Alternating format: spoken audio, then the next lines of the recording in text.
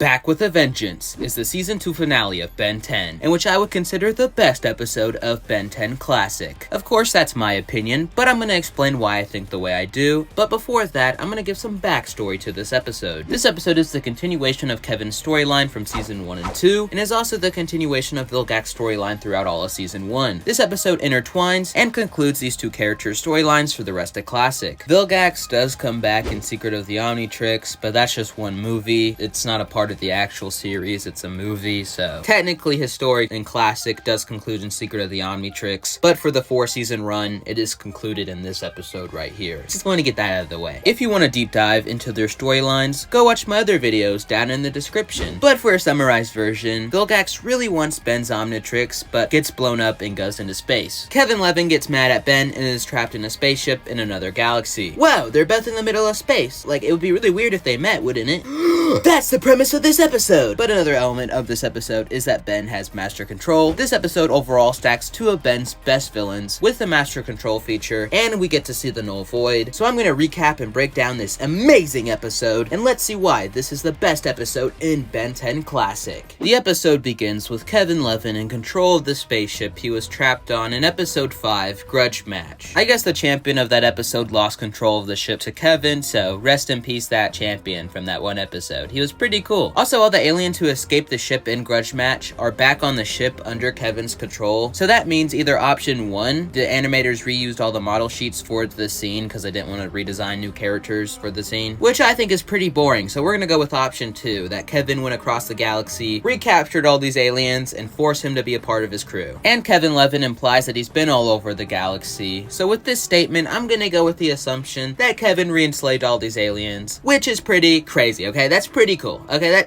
that's not cool. That's bad. That's a bad thing to do, okay? Bad. It's bad, okay? I don't endorse that. But Kevin finds Vilgax frozen solid and gets him inside his ship and then starts trash talking, which is totally in character for Kevin. But my goat Vilgax does not take that disrespect and beats the brakes off of Kevin. But eventually, they both come to the realization that they both hate a 10-year-old child and want to cause him bodily harm. So they team up and head to Earth to kill a 10-year-old kid. Let's go! What happens to Kevin's crew? I don't know, unless I missed something in the episode. I don't know what happens to his crew, but who cares, because we're gonna see Kevin beat the crap out of Ben. While that's happening, Ben's on Earth messing with the Omnitrix, which Ben was also doing in the previous episode, Dr. Animo and the Mutant Ray, which I think is some nice setup for Ben messing with the Omnitrix in this episode, leading to him getting Master Control. If it's intentional or not, I just think it's cool that they kind of set that up. So Ben's messing with the Omnitrix and accidentally activates Master Control. Master Control being a state where Ben can transform into any alien with just a thought, and doesn't have any time limit to his alien transformations. So Ben starts messing with Master Control when Kevin Levin and Vilgax jump him. They're able to find out where Ben is when he's using the Omnitrix, and because Ben's using the Omnitrix a lot because he has Master Control, it's pretty easy to find him. So Ben starts fighting Kevin and Vilgax, and honestly, Ben kinda humbles them. I'm just saying, they were kinda getting wrecked by a 10-year-old kid, but I wouldn't take that disrespect if I was Vilgax, but that's just me, okay? While that's happening, Grandpa and Gwen go to the Rust Bucket, where Grandpa gets the Null Void gun. This was set up in the Season 2 premiere Truth, where the Null Void gun has the ability to access the Null Void dimension, an empty wasteland where the plumbers send the worst of the worst. Grandpa Max gets the gun to get rid of Kevin and Vilgax, and it works, until Ben screws it up and gets pulled into the Null Void himself. Now Ben, Kevin, and Vilgax are in the Null Void, and they start brawling, and Ben humbles them so badly, it was kind of embarrassing for Kevin and Vilgax. I get Ben has the Omnitrix and he has Master Control, but he's just a 10-year-old kid, and he's like beating the crap out of a 300-plus-year-old alien. And Kevin, you know? I guess beating the crap out of Kevin isn't that impressive, because it's Kevin, you know? While outside, Gwen gets ready to go into the Null Void, because Grandpa's the only one able to operate the Null Void gun, so he can't go into the Null Void. So Gwen, strapped with the gun and ready to kill, goes into the Null Void to retrieve her cousin. But she gets grabbed by Kevin and held for hostage, so yeah, that really didn't work out that well. But A for effort, I guess, you know? So Ben gives himself up to save Gwen. Gwen gets thrown to the side, and Ben gets his Omnitrix ripped off his arm, with this machine that Kevin had on his back the whole time. Also, it's just nice to see that in Classic, the Omnitrix is literally attached to Ben's skin, compared to later in Alien Force and Omniverse, when it comes off with no problem. I definitely prefer this way of the Omnitrix being attached to Ben, compared to it coming off like an everyday normal watch. I just prefer this method. But with the Omnitrix ripped off of Ben's arm, it gets put into this little ball thing, and of course, Kevin takes it for himself, and this starts a fight with Vilgax. Using this opportunity, Gwen gets Ben and steals the Omnitrix back, but Vilgax and Kevin get in front of the portal, blocking them from leaving the Null Void. So Gwen throws the Omnitrix and uses this time to get through the portal to get out of the Null Void dimension. Ben, Gwen, and Grandpa all reunite, but Gwen reveals she didn't throw the Omnitrix. She actually threw a bomb that was similar to the shell that was holding the Omnitrix. And as a thanks for saving her life, Gwen gives the Omnitrix back to Ben, and with that, Ben regains the Omnitrix and it reattaches to his arm, giving us one of the best scenes in Ben 10 history, as the Omnitrix rejoins with Ben, showing off all his alien transformations, with Vilgax and Kevin being trapped in the Null Void, which I think is a pretty good thing. I said this in my previous video, but villains like Vilgax and Kevin that will constantly continue to attack Ben need to be physically unable to do that, because if they are able to attack him, literally every episode would just be Ben fighting off Vilgax and Kevin, because they can't just let a 10-year-old live in peace. So making them physically unable to reach Ben, like them being stuck in the Null Void, is a must to have different villains be able to be in the show. That's why this conclusion is really good, because these two threatening characters are out of the way and leave room for new villains and returning villains in the next 2 seasons.